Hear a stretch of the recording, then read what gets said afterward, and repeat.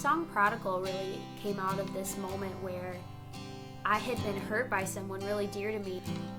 I was just in this place of asking God, like, okay, this really hurts. How do I deal with this? How do I deal with this in a healthy way?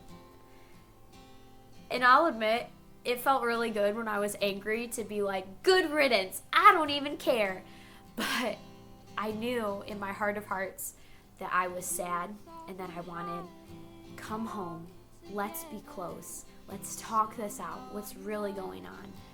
That is what I wanted. And so I went to my mother for advice because she's a wise woman. And I told her what everyone had told me, this kind of, forget about them mentality. And she just, I'll never forget, she just looked me in the eye and she said, no, that is not the heart of God, and that will not be my heart.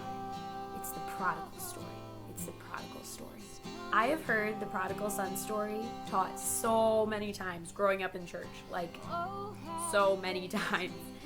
And I've always related to either the younger rebellious son or the kind of self-righteous kid that sticks around, follows all the rules, and is just a brat. I have been that son so many times. And so I've always related to either one of the kids in the story. And for the first time in my life, I read this story through the eyes of the Father. And so it was this great opportunity for me to just imagine, okay, what song is the Father singing while his child is away?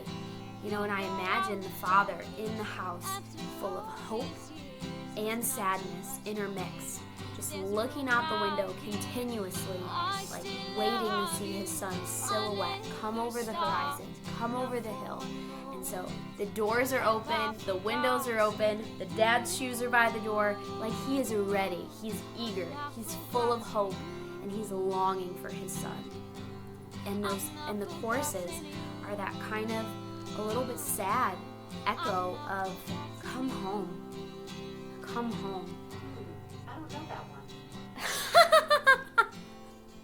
She turned on. I can't say that word anymore.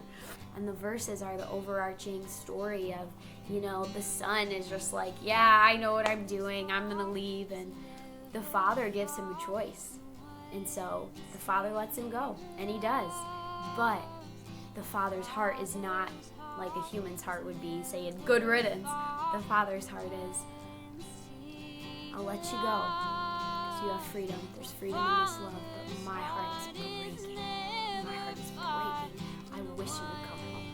You were never meant to know this separation. And one of my favorite verses is that we've got all this baggage after all these years, but it's not too much for me. There's room right here.